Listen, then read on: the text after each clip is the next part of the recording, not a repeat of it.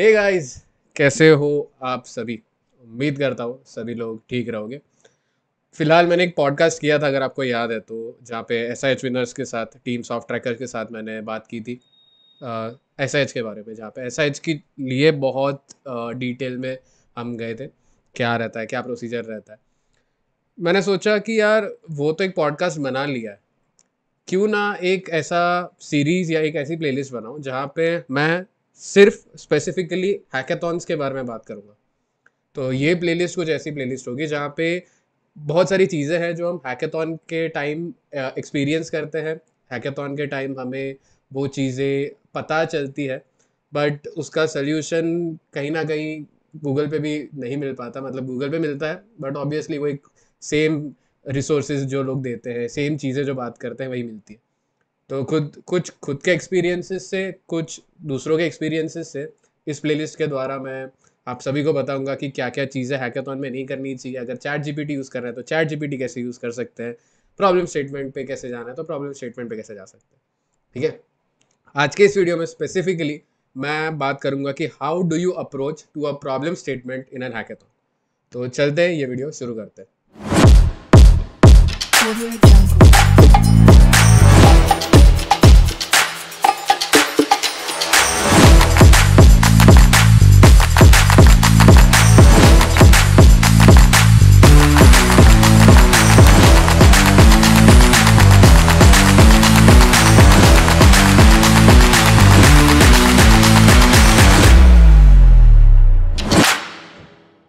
सबसे पहला पॉइंट है, अगर प्रॉब्लम स्टेटमेंट आपको मिल रहा है तो सबसे पहले आपको क्या करना है कि भाई प्रॉब्लम स्टेटमेंट को पढ़ लो कि हाँ, ये प्रॉब्लम स्टेटमेंट में ये दिया है।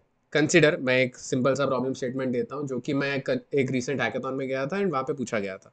उसके रेफरेंसेस में अगर आपको बताऊंगा ना तो आपको बहुत सारी चीज़ें ईजिली समझ जाएगी। मुझे प्रॉब्लम स्टेटमेंट दिया था कि पोर्टफोलियो मैनेजमेंट सिस्टम मुझे बनाना है वेब में। अभी ये पोर्टफोलियो मैनेजमेंट सिस्टम अगर किसी को नहीं पता तो एक ऐसा सिस्टम है जहाँ पे आप अपने स्टॉक्स, या आप अपने जहाँ पे स्टॉक्स यूज़ करते हो, या आपने कहाँ कहाँ पे इन्वेस्ट किया है, वो एक पूरा आपको पोर्टफोलियो मिल जाता है। काइंड ऑफ यू कैन से डैशबोर्ड फॉर स्टॉक वेबसाइट्स। तो मुझे वही चीज़ बनानी थी एंड मुझे वही प्रॉब्लम स्टेटमेंट दिया गया था। तो भाई पहले तो प्रॉब्लम स्टेटमेंट का मेरा मेरा अप्रोच कैसा था। प्रॉब्लम स्टेटमेंट मिला, ओके, ये पोर्टफोलियो मैनेजमेंट था। फिर मैंने बैठ के मेरी टीम के साथ डिटेल में समझा कि अच्छा, पोर्टफोलियो मैनेजमेंट में ये चीज़ें होती है, मुझे ये चीज़ें समझनी है। वो चीज़ के लिए स्टॉक्स के कुछ बेसिक जो चीज़ें होती है, वॉल्यूम होता है, इंक्रीमेंट होता है, करंट स्टॉक प्राइस होता है, फिर आगे जाके बढ़ेगा घटेगा, वो सारे पैरामीटर्स होते हैं, वो चीज़ें समझनी पड़ती है।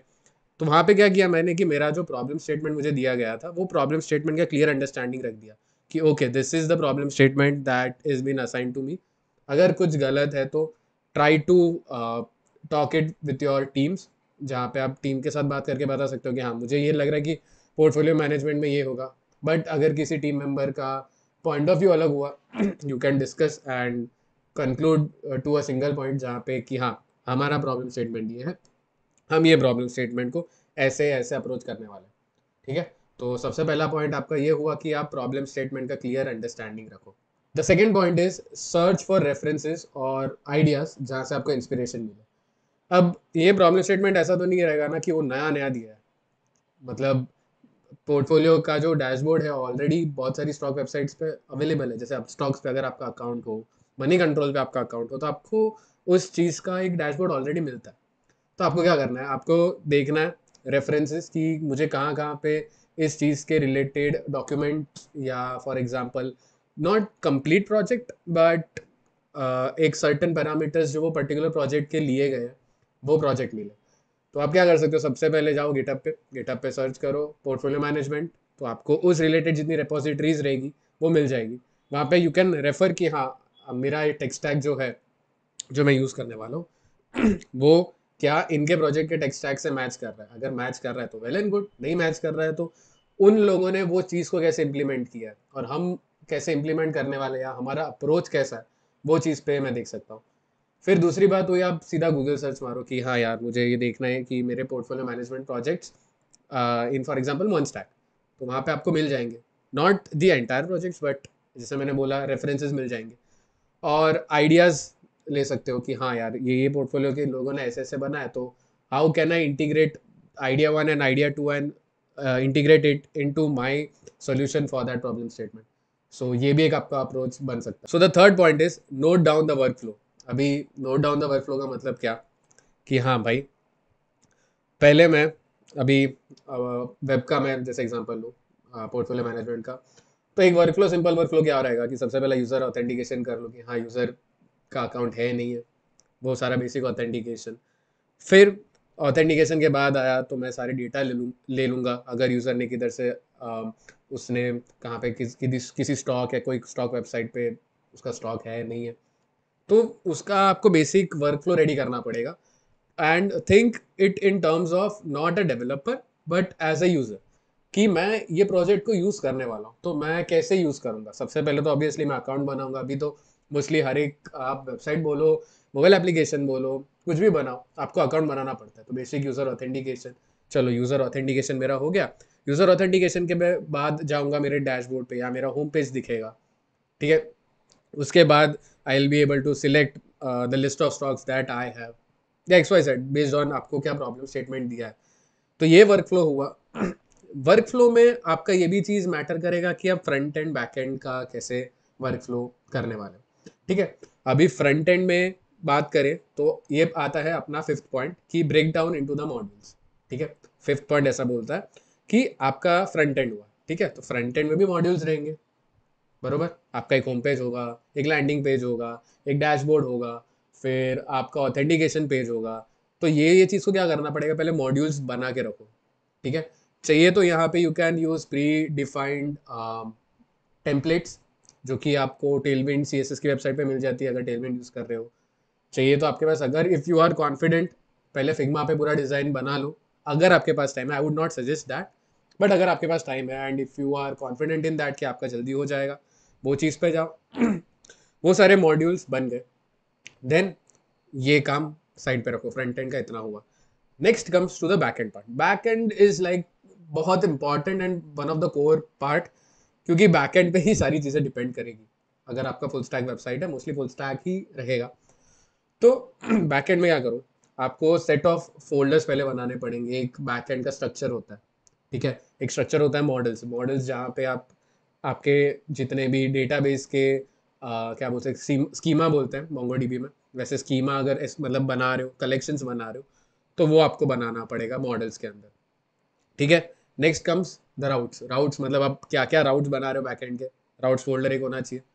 Next the third part comes is the controllers as in आप वो राउट्स पे जा रहे हो तो एक्चुअली बैकएंड में वो फंक्शन कैसे रन कर रहा है, ठीक है. तो ये तीन मेन मॉड्यूल्स होंगे जो कि आपको फोकस करने पड़ेंगे आपके बैकएंड के काम करने के लिए. ये आपको क्या करना है, आपको एक शेड्यूल बनाना है कि अच्छा ये है, ये है, मुझे ये टाइम पे कंप्लीट करना है. 24 घंटा है, 24 घंटे के हैकाथॉन होते हैं और एक 30 घंटे के हैकाथॉन होते हैं. 24 घंटे का हैकाथॉन है तो लेट से आपका हैकाथॉन स्टार्ट हुआ सुबह 8 बजे. आपको टारगेट रखना है कि 11 बजे तक लेट से मेरा फ्रंट एंड का, for example the landing page और ऑथेंटिकेशन पेज का UI should be ready, and back end का मेरा यूजर ऑथेंटिकेशन का entire CRUD application should be ready. तो ये आपको एक माइलस्टोन्स या गोल्स सेट करने कि हाँ मेरा ये 3 घंटे में ये कंप्लीट होना ही चाहिए. शेड्यूल करो and plan it at the starting of your hackathon only. वहाँ पे ऐसा मत करना कि अच्छा ये हो गया उसके बाद में ये करने का सोच रहा हूँ, डिस्कस करते कि हाँ ये करे नहीं करे. वहाँ पे क्या होता पता है, time plays a very important role. Time अगर आगे जाके थोड़ा ऊपर नीचे हुआ ना तो आपका प्रोजेक्ट ऊपर नीचे हो सकता है, ठीक है.